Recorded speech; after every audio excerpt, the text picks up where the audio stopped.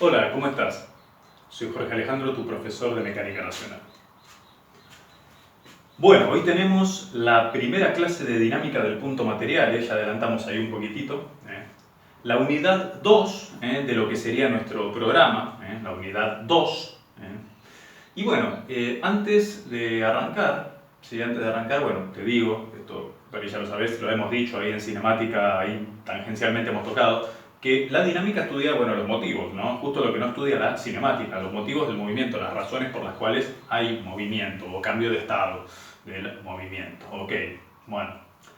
Tal vez conviene recalcar alguna cuestión de índole semántica en cuanto a la forma en la que lo llaman tal vez algunos libros, que también está bien, ¿sí? Pero bueno, nosotros, como dentro de la disciplina mecánica, del estudio de la mecánica, tenemos la estática y la dinámica, ¿sí? La estática, como sabes, estudia los sistemas en equilibrio, ¿sí? Y la dinámica estudia los sistemas en movimiento. Y la dinámica es lo que nosotros llamaríamos dentro de nuestra materia mecánica racional. ¿De acuerdo? Estática se llama estabilidad, se suele llamar estabilidad y estudian también la resistencia a los materiales y bueno, todo lo que vos ya sabés que has estudiado allí. Bueno, acá en dinámica es lo que nosotros entendemos por mecánica racional, análisis de los sistemas en movimiento, bueno, se clasifica en cinemática y cinética. O sea que no te sorprenda que esta bolilla en algunos libros la veas con el nombre de cinética de la partícula o cinética del punto material, que también está bien. O sea, dinámica o cinética es correcto, ¿de acuerdo? Antes como para decir, bueno, yo me encuentro en algún libro con esto, me quiero encontrar en algún libro y veo que lo llaman cinética, bueno, también está bien. ¿Sí? Va a estudiar lo mismo, va a estudiar las causas del movimiento, va a pretender introducirte en ese tema, ¿de acuerdo? Bien, bueno, las causas del movimiento, dijo. Bueno, dije yo. A ver, las causas del movimiento, para entender este tema de la dinámica o la cinética, podríamos remontarnos en primera instancia al postulado de Aristóteles, que decía que si un cuerpo está en reposo respecto de un observador, y este cuerpo no interactúa, con otro cuerpo, no interactúa con otro cuerpo, bueno, ese cuerpo va a seguir en reposo. Ese cuerpo va a seguir en reposo. Y parece trivial, ¿no? Parece trivial. Bueno, si está quieto y nada lo perturba, va a seguir quieto. Está bien, es trivial, pero bueno, parece trivial, ¿no? Pero alguien lo tenía que decir y lo dijo Aristóteles. ¿De acuerdo? Es el primer postulado. Entonces, si no hay ninguna anomalía, el cuerpo va a seguir en reposo, respecto del observador, por supuesto, ¿no? Bien, bueno, ahí quedó. Después, a ver, podemos decir que viene Galileo, ¿no? ¿Sí? Las leyes de la mecánica, dice Galileo, que las leyes de la mecánica son invariantes tanto para un observador fijo como para un observador desplazándose a movimiento rectilíneo uniforme respecto del primero. ¿Cómo? Bueno, las leyes de la mecánica son invariantes para un observador fijo o para otro observador que se está desplazando a velocidad constante a movimiento rectilíneo uniforme respecto del primero. Dice que en ambos se tienen que cumplir las leyes de la mecánica, como no debería cambiar. No debería cambiar el estudio, ¿de acuerdo? Bien, y bueno, por ahí uno pensás que estoy siendo injusto, ¿no? Porque a Aristóteles y a Galileo no los estoy nombrando en el pizarrón y lo puse a Newton, que es el que viene después. Bueno, tal vez Newton como que es el abanderado de los principios o leyes y bueno, es el que por ahí más nos ayuda a resolver los ejercicios, ¿no? No es por ser injusto con los demás, sino que bueno, el abanderado de la dinámica son los principios de Newton. A partir de ahí sale todo el estudio de la mecánica clásica, ¿de acuerdo? Bueno, a ver, Newton también obviamente se inspiró en sus estudiosos anteriores, en los anteriores, los contemporáneos, para él desarrollar estos principios. Sí, hay algunos libros que lo llaman leyes, otros principios, bueno, sí. Primer principio, principio de inercia. Principio de inercia. Dice que si sobre un cuerpo no actúa ninguna fuerza, o si actúan de forma tal que estén todas equilibradas,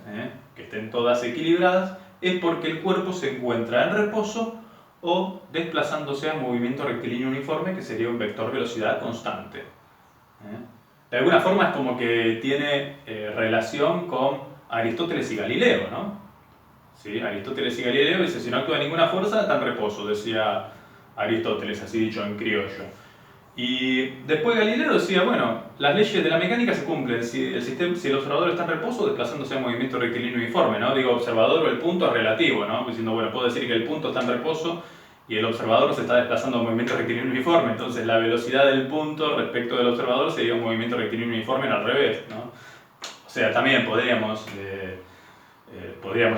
definirlo así también, ¿no? Pero bueno, esto es lo que dice el primer principio. Vamos a volver sobre esto y ahora quiero seguir trabajando y vamos a volver sobre esto, porque hay cositas para discutir acá. Bueno, si hablamos de movimiento, en realidad, viste que en cinemática hemos hablado de, bueno, de posición, velocidad y aceleración. Entonces una forma de definir el movimiento era, bueno, con el desplazamiento, que sería el cambio de posición, y lo medíamos respecto del tiempo, y ahí derivábamos si teníamos la velocidad, fantástico, el vector velocidad. Y ahí como que me queda incompleta, ¿no? Incompleta la sensación del estado del movimiento. ¿Y por qué me queda incompleta? Porque vos te podés imaginar, no sé, nos podemos imaginar una moto, ¿sí? Una moto yendo por alguna autopista a 80 km por hora. Y nos podemos imaginar un camión con acoplado yendo a 80 km por hora. Y vos decís, los dos están yendo a 80 km por hora. Sin embargo, no es lo mismo. Vos y yo sabemos que no es lo mismo. Hay algo más que tenemos que definir ahí. Entonces, ahí es donde aparece, ¿sí? Para definir el estado total del movimiento,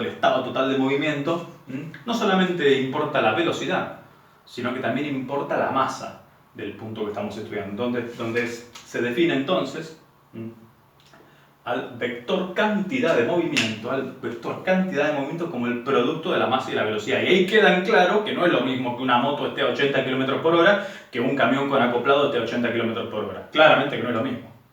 ¿Sí? Así como no es lo mismo frenar un camión con acoplado a 80 km por hora que frenar con una moto a 80 km por hora, bueno, tampoco va a ser lo mismo frenar con una moto si venís a 80 km por hora o venís a 150 km por hora. Claramente que no es lo mismo. Entonces, importan las dos. Importa la masa e importa la velocidad. ¿Sí? Importan las dos. Y es acá donde el segundo principio, ahora vamos a volver sobre esto, sobre el primero, porque tenemos que ir y volver con esto, donde se dice, ¿sí? O bueno, que se estableció que hay una relación directa, ¿sí? Hay una relación directa con la aceleración, ¿sí? Cuando sobre un cuerpo actúan fuerzas o interacciones respecto de otros cuerpos, definiendo como fuerza a aquel agente físico, definición del libro clásica, agente que modifica el estado de reposo, equilibrio y movimiento del cuerpo. Te habrás cansado de escuchar esa definición, ¿sí? Pero bueno, de algún modo nos ayuda a decir, bueno, esto que modifica el estado de reposo, o de equilibrio o de movimiento. ¿Modifica el estado de movimiento? Sí, bueno, pues puede frenar. ¿Modifica el estado de reposo? Sí, porque puede acelerar. ¿Sí? ¿Modifica el estado de equilibrio? Sí, porque puede haber un conjunto de fuerzas que están actuando, están todas balanceadas y aparece alguna fuerza que desequilibra todo. Y te arma el desastre. Bueno, te arma el desastre, entonces las fuerzas son las responsables del cambio de estado. ¿Sí? El cambio de estado de movimiento, y el cambio de estado de movimiento lo definimos como la derivada de la cantidad de movimiento, lo que para nosotros era el estado de movimiento. ¿Sí? Lo que para nosotros es el estado de movimiento, si la fuerza es el responsable del cambio de estado, en definitiva, la sumatoria de las fuerzas exteriores será la derivada de la cantidad de movimiento respecto del tiempo, que por supuesto será la derivada de un producto en términos generales. Y por ahí este término no estamos acostumbrados a verlo, ¿no? Es un poquito más, nos hace dudar bien que metemos acá, entonces este queda como dudoso, dudoso por ahora, y bueno, después sobre esto vamos a volver cuando veamos sistemas de masa variable, qué velocidad tenemos que meter acá y bueno, cómo metemos el caudal másico, el salto de la masa, en el caso de que corresponda. Hay sistemas de masa variable y bueno, los tendremos que estudiar, veremos llegado el caso. Para sistemas de masa constante, por supuesto que te queda la archiconocida fórmula de la suma de las fuerzas exteriores igual a la masa por la aceleración. A la masa por la aceleración. Acá queda claro que no es lo mismo frenar un camión con acoplado a 80 km por hora que frenar una moto a 80 km por hora, como tampoco va a ser lo mismo acelerarlo. La fuerza puede ser para acelerarlo o para desacelerarlo. La aceleración puede tener sentido positivo y negativo, eso es indistinto, pero también está bien. Y antes de pasar al tercero, fíjate que quisiera hablar un poquitito de esto porque, visto así, parece que el primer principio es un caso particular del segundo y por ahí, matemáticamente hablando, si lo que te importa es la fórmula, sí, el primer principio es un caso particular del segundo. Pero acá hay algo más, más profundo. Si vos recordás el primer principio, lo que dijimos, dice, está en reposo desplazándose en movimiento rectilíneo uniforme, es un cuerpo perfectamente equilibrado. Perfectamente equilibrado quiere decir que actúan un conjunto de fuerzas equilibradas o no actúa ninguna. Está en reposo o desplazándose a movimiento rectilíneo uniforme, y eso es algo como que los estudiosos de la época, me imagino, ¿no? Me imagino cuando Newton dijo esto, que los estudiosos de la época le habrán retrucado algunas cositas, le habrán dicho, pero ¿cómo? Ya en el primer principio me está diciendo que no sabes si está quieto o está moviéndose, y vamos mal, ¿no? Como que... Y vos fíjate que a Newton mucho eso no le preocupaba, no le preocupaba por algo que vamos a ver ahora, ¿sí? Inspirándose tal vez en la transformada de Galileo para poder explicarlo. No le preocupaba porque diciendo, sí, ahora yo en mi primer principio estoy estableciendo una renuncia. Estoy dispuesto a renunciar a saber si el sistema de referencia está en reposo o desplazándose a movimiento rectilíneo uniforme. ¿Sabes qué? No me preocupa eso. No me preocupa saber eso. ¿Por qué? Porque en ambos sistemas de referencia el cambio de estado va a ser el mismo. El cambio de estado va a ser el mismo. Y esto lo vamos a demostrar ahora en un ratito. El cambio de estado en ambos sistemas de referencia va a ser el mismo. Por eso a Newton no le preocupaba saber si el sistema de referencia es absoluto o relativo desplazándose a movimiento rectilíneo uniforme respecto de otro absoluto que no sabremos dónde está. No le preocupaba eso porque sabía que el cambio de estado iba a ser el mismo, ¿de acuerdo? Bien, bueno, tercer principio, como para no dejarlo solito, tercer principio, lo que te dice es que ninguna fuerza actúa aislada. Ninguna fuerza actúa aislada. Si sobre un cuerpo actúa una fuerza, ¿sí? Este reacciona con una fuerza igual y opuesta. Entonces aquí vemos entre estas dos masas, la fuerza en 1 debido a 2 y la fuerza en 2 debido a 1, que en módulo son iguales pero tienen sentido contrario. Que posteriormente también esto le habrá inspirado a Newton en el estudio de la gravitación universal, de la ley de Newton de la gravitación universal, donde tenemos, ¿sí? Un vector fuerza, ¿sí? Un vector fuerza igual a la constante de gravitación universal por el producto de las masas dividido el cuadrado de la distancia que las separa por el versor radial en este caso. Y bueno, aquí la salvedad, ¿sí? Esto tendría que ir con un signo menos, tendría que ir con un signo menos porque estas fuerzas son de atracción, entonces va con un signo menos, ¿de acuerdo? Pero bueno, es como para decir, sobre esto vamos a volver más adelante, pero se podría trabajar a partir de lo que es el principio de acción y reacción, ¿no? Entonces, principio de inercia, principio de masa y principio de acción y reacción, que dice que ninguna fuerza actúa aislada. Si sobre un cuerpo actúa una fuerza, este reacciona con una fuerza igual y opuesta, ¿de acuerdo? Bien, esos son los tres principios por el momento. Habría que arrancar a estudiar a partir de acá. Pero bueno, vamos a tratar de desarrollar un poquitito lo que estábamos hablando acá sobre que no preocupaba saber si el sistema de referencia está en reposo o desplazándose a movimiento rectilíneo uniforme, y vamos a ver si eso es cierto, si es tan así como se dice. Vamos a pensarla un poquitito más en esta cuestión. Vamos a pensarla un poquitito más a ver qué puede salir. Por lo pronto vamos a hacer un análisis en el plano que vale también para el espacio. Tendrías que meterle alguna coordenada más. Pero no tendría que ser de problema para vos eso. Nosotros, para simplificar, para no hacer un dibujo tan complicado, lo vamos a hacer en el plano, ¿de acuerdo? Pensemos, ¿sí? Pensemos un sistema de referencia, ¿sí? Vamos a pensarlo como X, Y, ¿sí? Nuestro origen del sistema de referencia. Y vamos a pensar, ¿sí? Que aquí dentro tenemos un sistema de referencia, ¿sí? Si este es el absoluto, un sistema de referencia desplazándose a movimiento rectilíneo uniforme respecto del primero, ¿no? Entonces podríamos llamarle x1 y y1.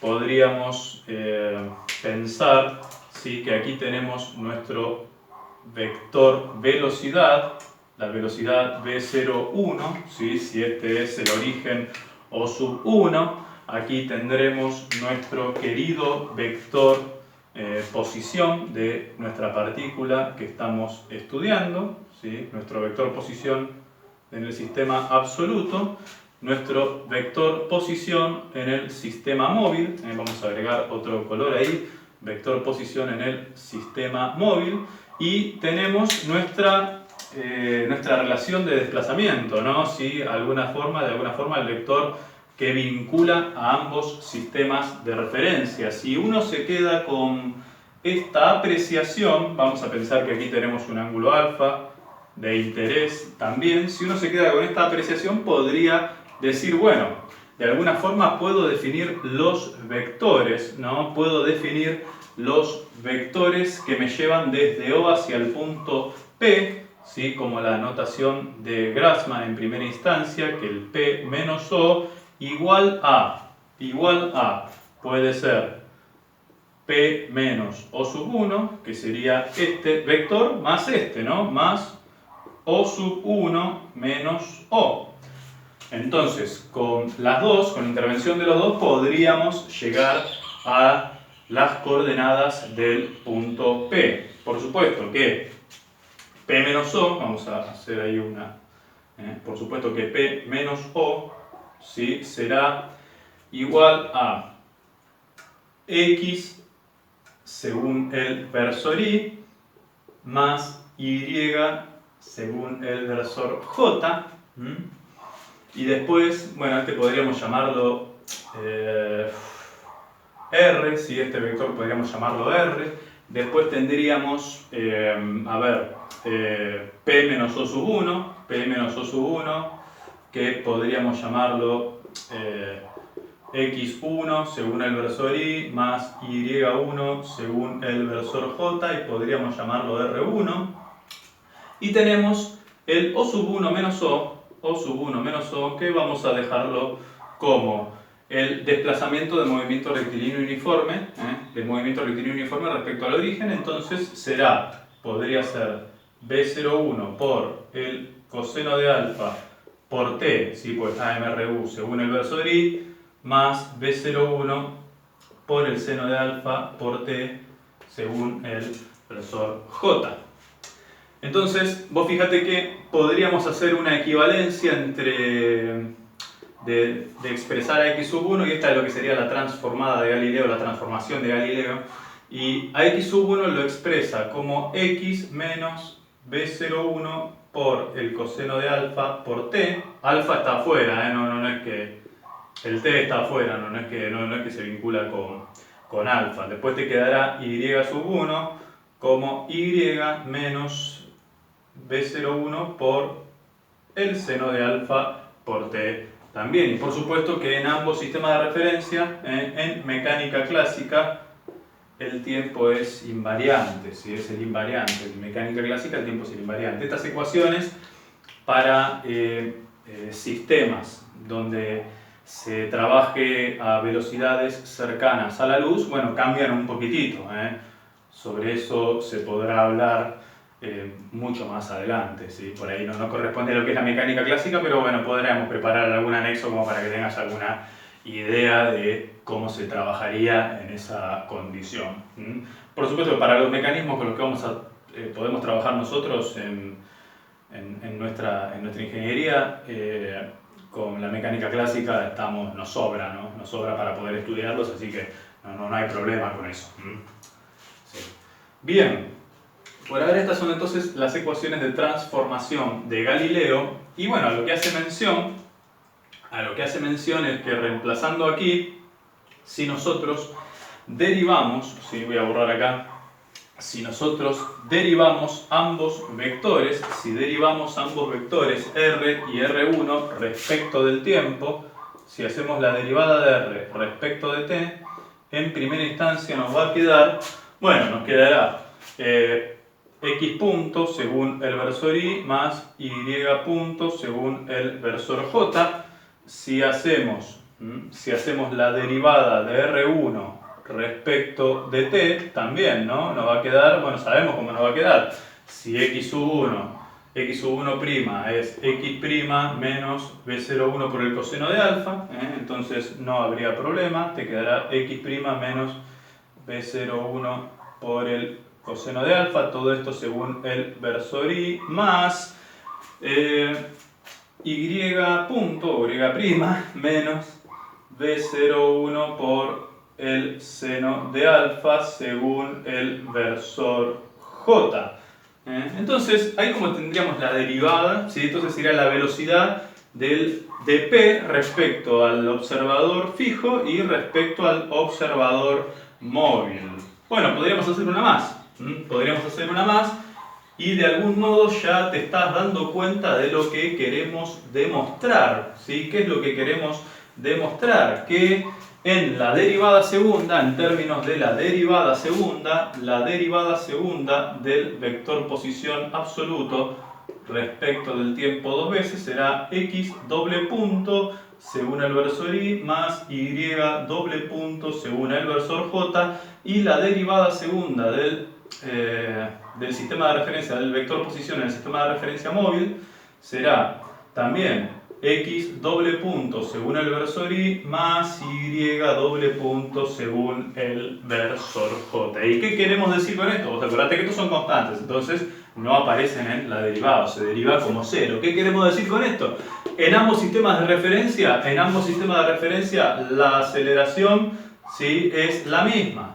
En ambos sistemas de referencia la aceleración es la misma. Por eso a Newton no le preocupaba saber si el sistema de referencia está en reposo o desplazándose a movimiento rectilíneo uniforme. Digo, ¿qué me importa? Si la aceleración en ambos es la misma, ¿sí? El cambio de estado del movimiento lo puedo medir de la misma manera, ¿de acuerdo? Eso es lo que quiere decir Newton en el segundo principio, ¿sí? O en el primero dice, mirá, no me importa, decir, no tengo forma de saberlo, pero no me interesa porque yo en el segundo principio puedo decir, bueno, que la aceleración es la misma en las dos.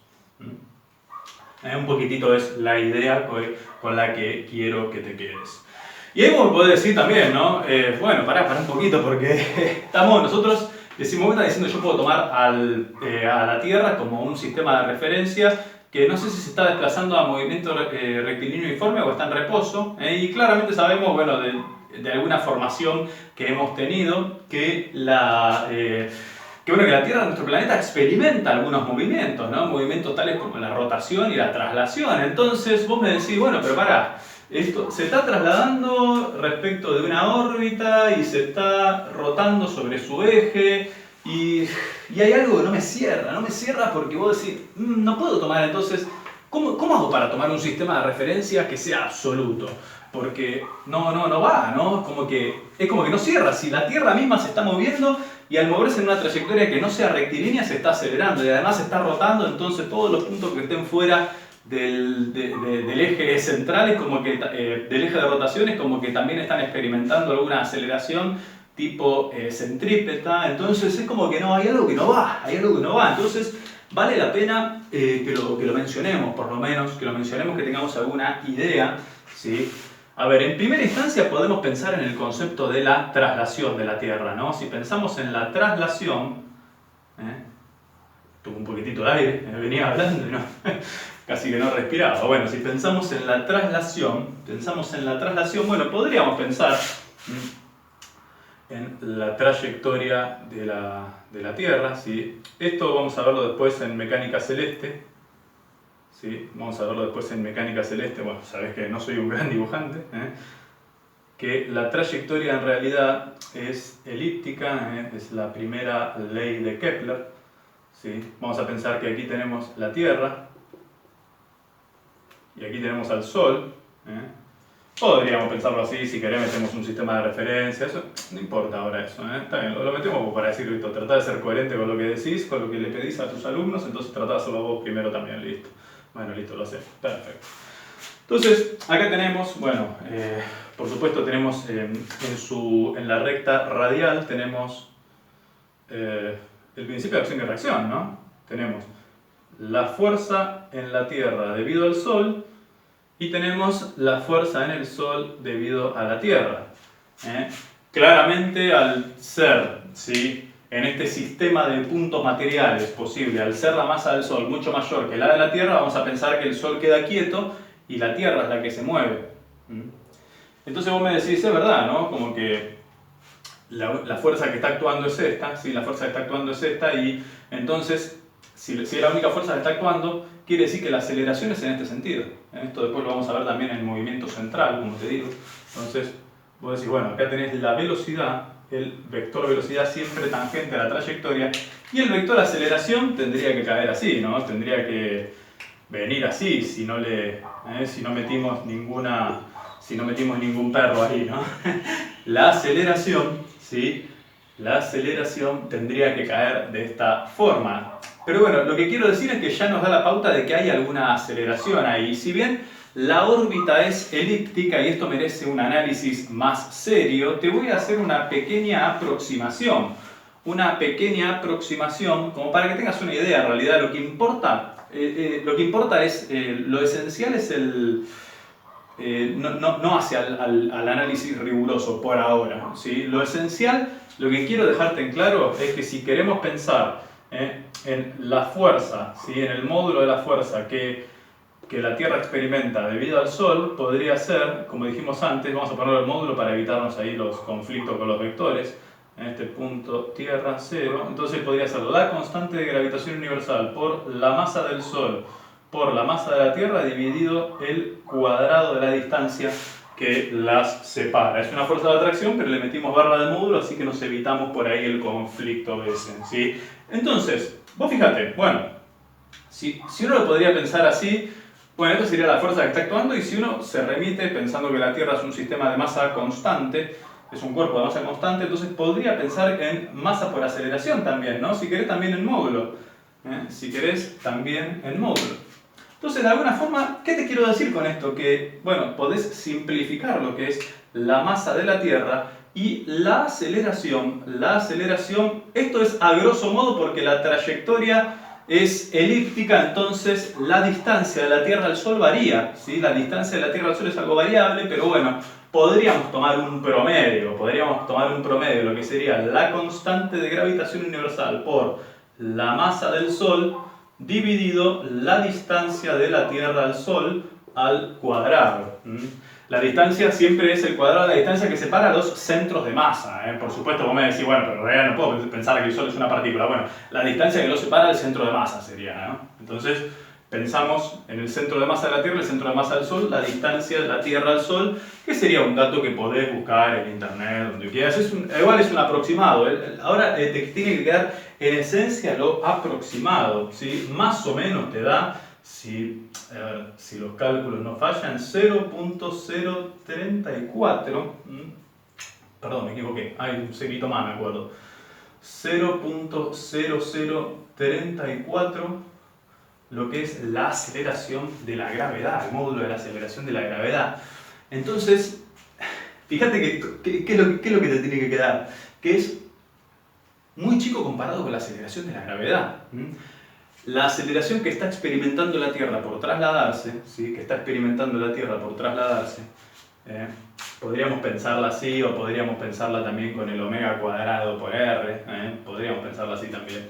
Bueno, es fíjate, es 0.0034, ya te da un porcentaje bajísimo de lo que es la aceleración de la gravedad, por lo que en tus cálculos de ingeniería, colocar un sistema de referencia, vamos a hacer un zoom, ahí, suponete que acá está la Tierra, ¿no? Ahí, África, Europa, las Malvinas, que son argentinas. Fíjate, podés colocar el sistema de referencia donde te encuentres, ¿sí? El sistema de referencia donde te encuentres, tu X, Y y Z. ¿Qué es lo que te está diciendo? Que si igual se está trasladando y la aceleración que está experimentando es esta. O sea, tranquilamente podés tomarlo como un sistema que no está acelerado, como un sistema inercial o galileano. Eso es lo que te está diciendo. Y ahí me puedo decir, no, pará, bueno, está bien, esto está bien, pero también no te olvides que la Tierra está rotando. Bueno, listo, podemos hacerlo también, podemos pensar en que la Tierra está rotando, entonces metemos el término de rotación, por supuesto, sí, señor, tiene razón. Vamos a pensar en un globo, que tiene un eje de rotación, ¿sí? Podemos pensar, bueno, tenemos una velocidad angular de rotación, podríamos representar los usos horarios, ¿no? De algún modo, como para tratar de justificarlo un poquitito. La latitud, ahí todo. Bueno, perfecto. Entonces, podríamos remitirnos también al estudio de, pensando esto en coordenadas esféricas, como para ayudarnos nomás, ¿no? Para ayudarnos con el análisis. ¿Sí? Tenemos X, Y y Z, podemos hacer coincidir que Z es el eje de rotación de velocidad angular omega. Y podríamos decir, bueno, fíjate, entonces lo mismo que me está diciendo acá, bueno, ¿sabes qué? Agarro acá, suponete que estamos por acá. Entonces nuestro sistema de referencia sería X, Y y Z, qué sé yo, no sé, no tiene por qué apuntar el Z de la Tierra con el Z de tu sistema de referencia, ¿no? Es ponerle si querés uno, como para decir, bueno, listo, es otro. Entonces, podríamos decir también, bueno, esto se mide, acordate, la coordenada esférica se mide en radial espacial, en cenital y en azimutal, en cenital y en azimutal. Entonces, tenemos una visión de cálculo elemental, como decir, bueno, mira, la aceleración, ¿sí? La aceleración que va a tener el punto este de nuestro sistema de referencia, ¿sí? El punto P de nuestro sistema de referencia, va a ser en realidad, ¿sí? Si está rotando de esta forma, va a ser en módulo la velocidad al cuadrado sobre el radio efectivo, ¿sí? O sea, sería omega cuadrado por esta distancia al eje, la distancia al eje que valdrá R por el seno de phi, por el seno del cenital. Y bueno, vamos a poder decir, bueno, vamos a considerar el peor caso, ¿no? El peor caso sería cuando el cenital esté a 90 grados, o sea, ahí sobre el ecuador, a grosso modo, con todos los errores que pueda tener el análisis, pero quiero que te lleves la esencia del análisis. ¿Cuál es? ¿Sí? Vamos a pensar en el caso más desfavorable, que el seno de 90 vale 1, entonces te va a quedar un omega cuadrado por R. ¿El omega cómo lo calculas? El omega lo podrías calcular como 2pi sobre 86.400, que serían los segundos, que tarda la Tierra en dar una vuelta. Podrías calcularlo así. Esto sería en 1 sobre segundo. El radio de la Tierra puede ser dato, eso lo podés llegar a buscar. La cuestión es que la aceleración producto de la rotación te da 0.006 la aceleración de la gravedad. Y de vuelta me parece, no, sí, me comí un 0, che. Es más chico todavía, mirá. 0.006. ¿Sí? Ya me estaba acordando que me estaba quedando muy grande. Entonces fíjate, la aceleración producto de la traslación 0.0034 de la aceleración de la gravedad. Y la aceleración debido a la rotación 0.0006 de la aceleración de la gravedad. Entonces, tomando la aceleración de la gravedad 9.8, 10, lo que sea, pero la cuestión es que es algo mínimo. Entonces, ¿qué te quiero decir con esto? Que podemos tranquilamente, para la gran mayoría de los problemas de mecanismo de ingeniería con los que trabajemos, tomar a nuestro planeta Tierra como un sistema de referencia absoluto. Porque su aceleración, producto de la traslación y de la rotación, es ínfima. ¿De acuerdo? Bien, esa es la idea con la que tenemos que empezar a trabajar. Excelente. Bueno. A ver. ¿Qué tipos de fuerza podríamos llegar a tener? ¿No? ¿Qué tipos de fuerza podríamos llegar a tener? ¿Sí? Bueno, las fuerzas que podemos llegar a tener se clasifican en activas y reactivas por lo pronto, ¿no? Hay algunas que son las que tratan de desequilibrar y hay otras que tratan de equilibrar. ¿Sí? Eso en primera instancia, las fuerzas, estos responsables del cambio de estado, activas y reactivas. ¿Sí? Pueden clasificarse también en temporales, posicionales, ¿sí? Constantes.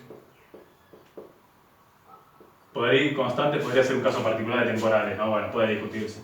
Y también, que son las reactivas por excelencia, serían, vamos a ponerlo así, función de la velocidad. Función de la velocidad. Las temporales, bueno, posicionales, constantes. Entonces podríamos armar, ¿sí?, una expresión de campo vectorial que haga mención a todo, ¿no? Será temporales, bueno, dependerá del tiempo. Posicionales, si estamos en la referencia cartesiana, bueno, dependerá de x, de y y de z. Bueno, constante, bueno, no lo vamos a poner acá adentro porque es constante, no es algo que varíe. Y bueno, y de la velocidad, bueno, dependerá entonces también de x punto, de y punto y de z punto en su estado más general. En su estado más general. Por ejemplo, si pensamos en la fuerza peso, si pensamos en la fuerza peso en un ámbito de muy poca altura, podríamos pensarla constante. Ahora, si tenemos una altura comparable con el radio de la Tierra, ya la fuerza peso pasa a ser una fuerza posicional.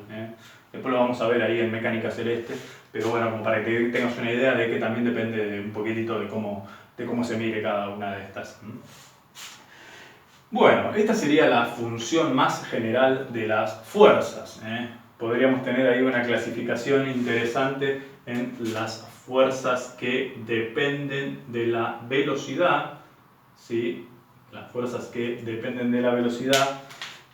Podría pensarse en realidad como una serie de potencias de la velocidad. Y bueno, lo cierto es que un modelo aceptable para bajas velocidades es una fuerza que se le llama de carácter viscoso, que hay una constante de proporcionalidad, ¿sí? Hay una constante de proporcionalidad por la primera potencia de la velocidad, ¿sí? De la primera potencia de la velocidad, y bueno, por supuesto que en sentido contrario a lo que es el desplazamiento, por eso aún menos por excelencia. Entonces podríamos decir, si la velocidad era la velocidad escalar instantánea por el versor tangencial o longitudinal, podríamos pensar que el vector fuerza viscosa será menos esta constante por la velocidad escalar instantánea por el versor tangencial asociado. ¿Sí? Válido para velocidades bajas. Esto será dependiendo del medio en realidad, ¿no? Dependiendo del medio, pero para velocidades bajas vale este modelo. Cuando las velocidades son un poquitito mayores, ¿sí? Son un poquitito mayores, el modelo que se utiliza es el de la fuerza hidráulica, una reacción del tipo hidráulica, donde es proporcional al cuadrado de la velocidad, ¿sí? Al cuadrado de la velocidad, al cuadrado de la velocidad siempre en contra de lo que sería el desplazamiento, ¿sí? Para velocidades mayores todavía ya deja de ser hidráulica y pasa a ser del tipo balística, y el medio le ofrece una resistencia proporcional al cubo de la velocidad. También, o sea, bueno, son los escenarios con los que vamos a trabajar, los escenarios posibles con los que podríamos llegar a trabajar. El medio resistente le ofrece una fuerza proporcional a la primera potencia de la velocidad, bueno, al cuadrado de la velocidad y después al cubo de la velocidad. Son los tres escenarios con los que nos podríamos llegar a encontrar en cuanto a la resistencia del medio se refiere, ¿de acuerdo? Bueno, como fuerzas posicionales dijimos también, bueno, puede ser el peso, y bueno, también una por excelencia es la fuerza elástica, Fuerzas temporales aparecen sobre todo en los sistemas oscilatorios, esas fuerzas combinaciones de armónicos. Se puede ser una fuerza random, pero se puede descomponer en una suma de senos y cosenos también. Puede aparecer dependiente, alguna fuerza de propulsión modelizada como linealmente creciente con el tiempo en algún tramo también. Bueno, fuerzas que varían con el tiempo. Esa sería la cuestión, ¿de acuerdo? Bueno, podríamos empezar a ver cómo resolver algún modelito, uno que está en los libros por excelencia también, que es el de la caída de un cuerpo en un medio resistente, la caída de un cuerpo en un medio resistente, y a ver, ¿cómo lo trabajaríamos? Lo trabajaríamos con el análisis del segundo principio de Newton. Entonces anotamos. Bien, entonces vamos a estudiar la caída de un cuerpo en un medio viscoso. De vuelta vamos a considerar este cuerpo como punto material, por lo que vamos a despreciar su geometría. Entonces por ahí la posible reacción de empuje que pueda llegar a tener en el volumen no la vamos a considerar. Todas las condiciones de resistencia estarían consideradas en lo que sería la fuerza reactiva. A ver, tenemos el fluido, ¿sí?, que le ofrece una resistencia proporcional a la primera potencia de la velocidad, si es el medio viscoso, el modelo del medio viscoso. Vamos a considerar, bueno, que tiene una masa m, un sistema de referencia positivo creciente hacia abajo. El origen de nuestro sistema de referencia es la frontera del fluido con el aire, podría ser. Esta constante de viscosidad o de amortiguamiento viscoso, algunos libros la llaman beta, otros la llaman C y otros la llaman nu. La podés encontrar con cualquiera de esas letras y va a estar bien igual. Lo importante es que sepas de lo que se trata. Si es la constante, es la constante que multiplicada por la velocidad nos da una fuerza reactiva, de oposición. ¿De acuerdo? Entonces, ¿cómo empezamos con este análisis? ¿Sí? El análisis del movimiento, de la caída de un cuerpo en un medio resistente. Bueno, un medio resistente que ofrece una resistencia del tipo viscosa, ¿no? Bueno, podríamos empezar con cualquier problema de dinámica para resolverlo, es el diagrama de punto material libre, ¿no? Si el movimiento es unidimensional, va a estar actuando la fuerza peso y va a estar actuando la fuerza reactiva de carácter viscoso. Por el segundo principio, la suma de las fuerzas exteriores, sistema de masa constante, igual a masa por aceleración, la suma de los vectores, después veremos el signo, pero por lo pronto van sumando, igual a masa por aceleración, y después, claro, descomponiendo cada uno de estos vectores por lo que decimos que vale, y en función del sistema de referencia con el que estamos trabajando, el de coordenadas cartesianas, en este caso unidimensional, tendremos que el peso será el producto de la masa por la aceleración de la gravedad y, bueno, la fuerza de carácter viscoso será esta constante beta por la velocidad cambiada de signo según el versor y que va en contra del desplazamiento, ¿de acuerdo? Beta por el módulo de la velocidad. Esto expresado en la misma ecuación nos queda esta ecuación diferencial, reemplazando la aceleración por la derivada de la velocidad respecto del tiempo en esa misma dirección. Ecuación diferencial que ya hemos resuelto en realidad, que ya hemos resuelto ahí en los ejercicios de cinemática del punto material con valores numéricos, pero hemos resuelto esta misma ecuación en esencia, una ecuación diferencial de primer orden, lineal y de variables separables. Y de variables separables, esa era la gran ventaja que teníamos, podríamos acomodar los diferenciales para continuar, como diferencial de t sobre la masa igual a diferencial de b sobre m por g menos beta por b. ¿Sí? Para tratar de limpiar un poquitito la variable, sugerimos, esto no es obligatorio, podemos hacer menos beta sobre m por diferencial de t igual a diferencial de b sobre b menos m por g, todo esto sobre beta. Y ahí nos ha quedado la forma de la integración. Tenemos los diferenciales acomodados y podríamos integrar tranquilamente. Integral entre instante inicial e instante final, integral entre la velocidad inicial y la velocidad final. con las dos expresiones donde están acomodados los diferenciales. Podríamos pensar que el tiempo inicial vale 0, es cuestión de ponerse de acuerdo eso. La velocidad inicial vamos a darle la posibilidad de que no sea 0 necesariamente. Nos va a quedar entonces de este lado la función resuelta menos beta sobre m, le metemos un menos ahí para, esto parece que dio todo el continuo, ahí está, menos beta sobre m por t igual a logaritmo natural, es una integral inmediata, no tendrías que tener dificultades, pero bueno, b menos m por g sobre beta dividido b sub 0 menos m por g sobre beta. Entiendo que has visto esta integral como el logaritmo natural de un módulo y en realidad, estrictamente hablando, está bien. Sucede que no vamos a trabajar con sistemas de tiempo negativo, sistemas no causales, así que como la única solución que nos va a importar va a ser la positiva, entonces por eso vamos a dejarlo el logaritmo natural así sin las barras de módulos, porque no es necesario acá, ¿de acuerdo? No es que nos vamos a comer una solución, es que la otra solución no es físicamente posible.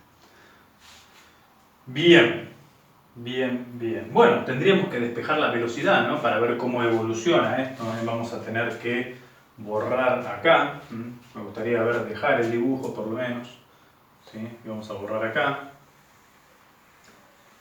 Sí, acá te puse en realidad las unidades, ¿no? Las unidades de esta constante de viscosidad tendría que ser en kilogramos sobre segundo. Vos acordate que eso multiplicado por la velocidad te tiene que dar algo en unidades de fuerza. Así que bueno, tiene lógica que sea así. O newton por segundo sobre metro también podés encontrarlo así en algunos libros.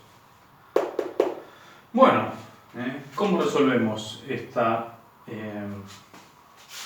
digamos, el despeje de la velocidad? Tendríamos que aplicar antilogaritmo, ¿no? Tendríamos que aplicar antilogaritmo en ambos miembros. La exponencial pasará de este lado te quedará este cociente,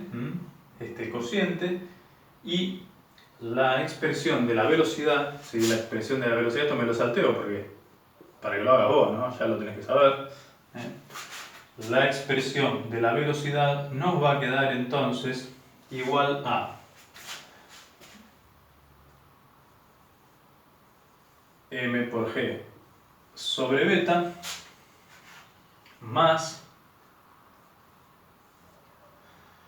v0 menos m por g sobre beta por e a la menos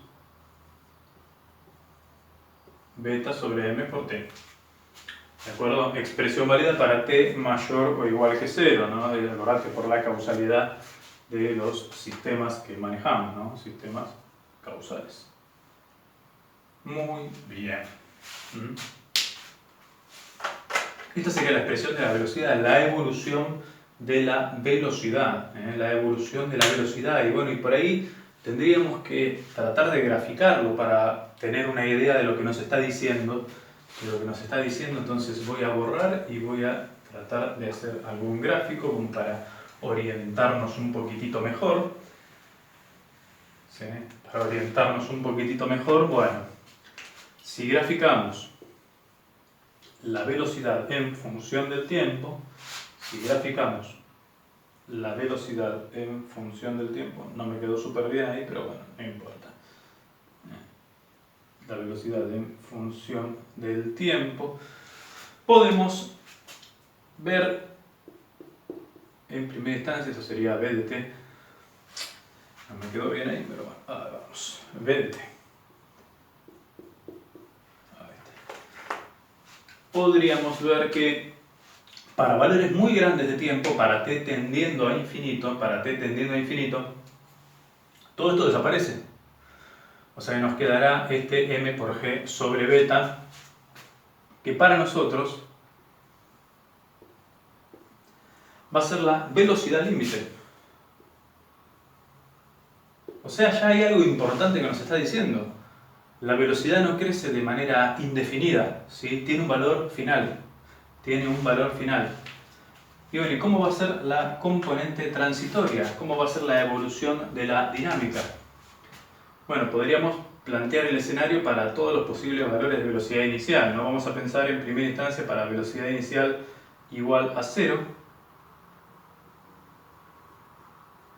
Vamos a acordarte que esta pendiente te define la primera constante de tiempo, y la primera constante de tiempo evoluciona al 63% del valor final.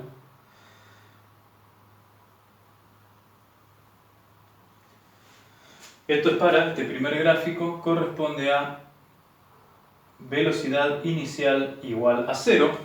¿Sí? Y acordate que la constante de tiempo en este tipo de respuesta, es la relación inversa a lo que acompaña el tiempo en la exponencial, ¿no? En este caso será la masa sobre beta, ¿sí? La masa sobre el amortiguamiento viscoso.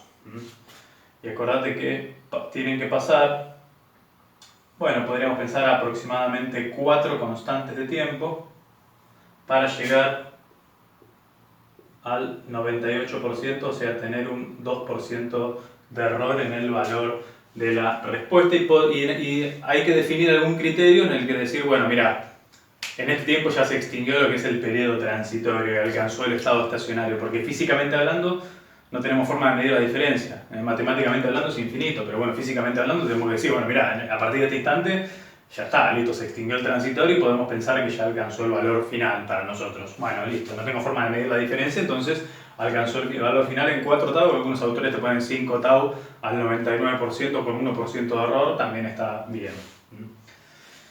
Esta primera evolución es al 63%, pero bueno, podría darse también el caso de otros escenarios posibles donde esta velocidad inicial, bueno, sea inferior a la velocidad límite, o sea que parta por aquí el gráfico, bueno, parte con la misma naturaleza, partirá con la misma naturaleza y se acomodará, también alcanzará el valor.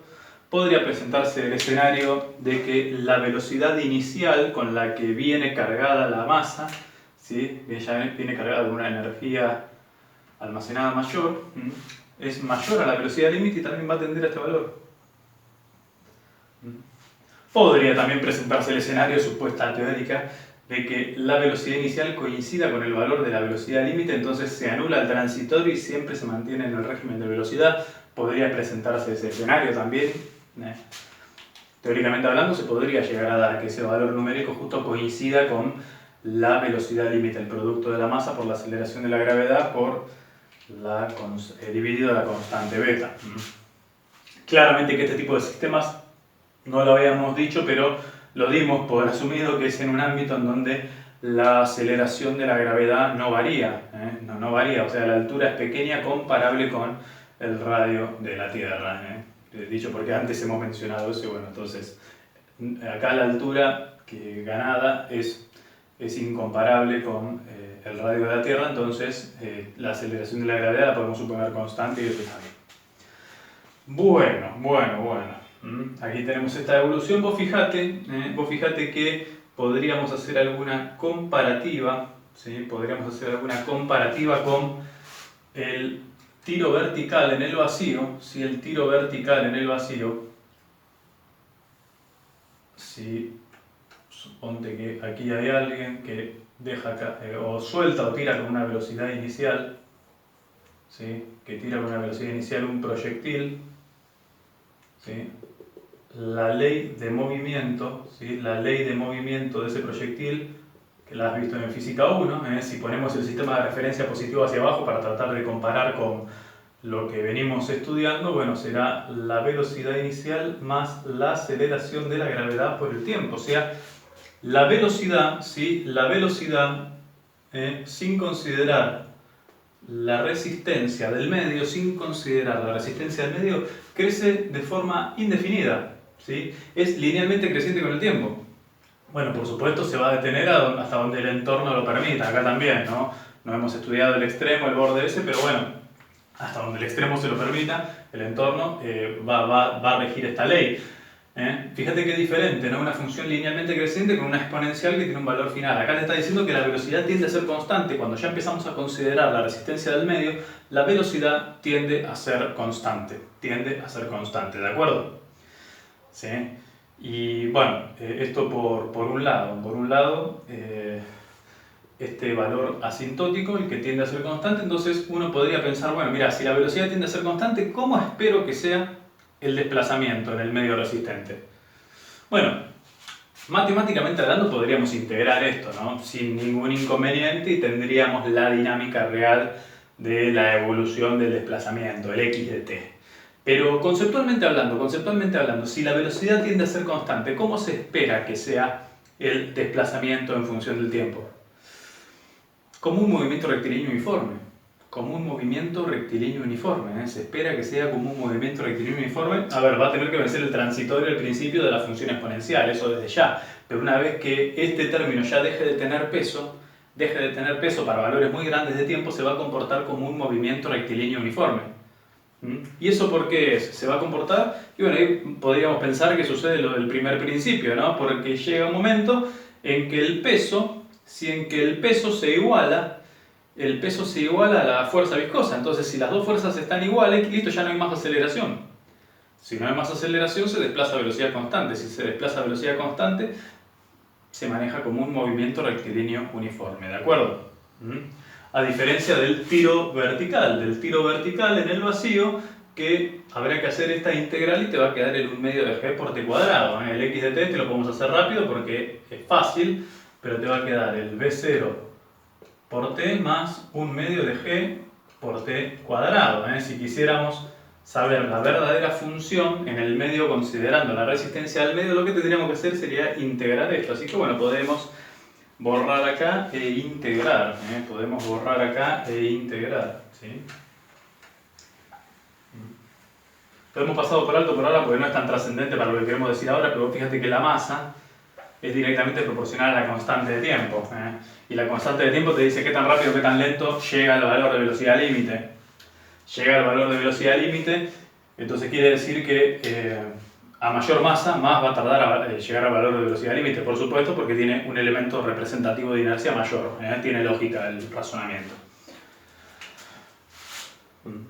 Como la velocidad es la derivada en una trayectoria rectilínea, sería la ley del área, que sería x respecto del tiempo. El x de t será x0 más la integral entre instante inicial y final de b de t por diferencial de t. Vamos a pensar, cuestión de ponernos de acuerdo, que el x sub 0 es igual a 0, para resolverla fácil esa parte. ¿Cómo te va a quedar? ¿Sí? ¿Cómo te va a quedar esta parte? Bueno, te va a quedar m por g sobre beta entre 0 y t. Vamos a respetar los límites de integración, aunque sepamos cuánto puede llegar a dar. Más, será menos m sobre beta, que baja el exponente, acordate. Sí. Menos m sobre beta por b0 menos m por g sobre beta por e a la menos beta sobre m por t también entre 0 y t, haciendo la integral definida ya. Y ponemos los límites, nos tomamos el atrevimiento de ponerlos porque vos acordate, para la polinómica está bien, el límite inferior 0 no importa, pero para una exponencial sí, porque e a la 0 no es 0, es 1, es 1. Entonces vamos a tener que considerarlo, ¿sí? Vamos a tener que considerarlo, ¿de acuerdo? Voy a borrar acá, voy a borrar acá a ver cuánto queda. Voy a borrar acá a ver cuánto queda.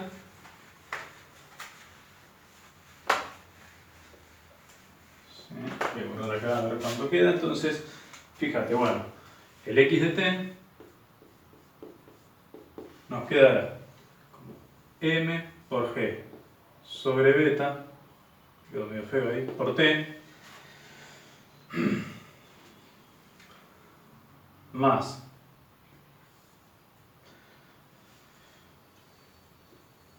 m sobre beta por m por g sobre beta menos b sub 0 por e a la menos beta sobre m por t menos, esto podríamos sacarlo afuera, ¿no? Si total agarra los dos. Eso mismo. Menos m por g sobre beta menos b sub 0. Ahí está. Y esta es la función. Y esta es la función. Si no metimos la pata en ningún lado, tendría que ser así. Excelente. Sí. Y bueno, vos fíjate, términos que afectan a la exponencial, ¿sí? Este término se va a extinguir cuando pasa un valor muy grande de tiempo, y a grosso modo lo que nos queda es constante, ¿no? A por t más b por e a la menos beta sobre m por t más c.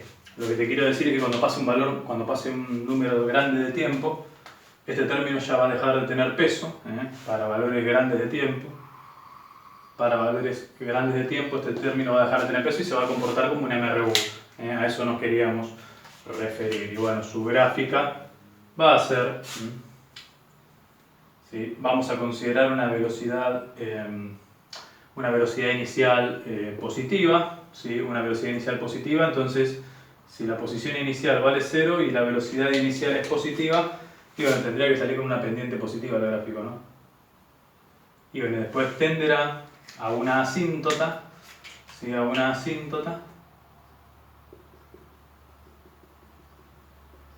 Tenderá a una asíntota, ¿sí? Oblicua, y tenderá a comportarse de esa forma. El gráfico más o menos sería así, ¿de acuerdo? Fíjate que al principio está la dinámica de la evolución exponencial y después se empieza a comportar como si fuera tipo MRU. A diferencia del movimiento en el vacío, que se comporta cuadráticamente creciente con el tiempo. Entonces ya vemos que considerar la resistencia del medio nos cambia los conceptos de cómo los teníamos anteriormente.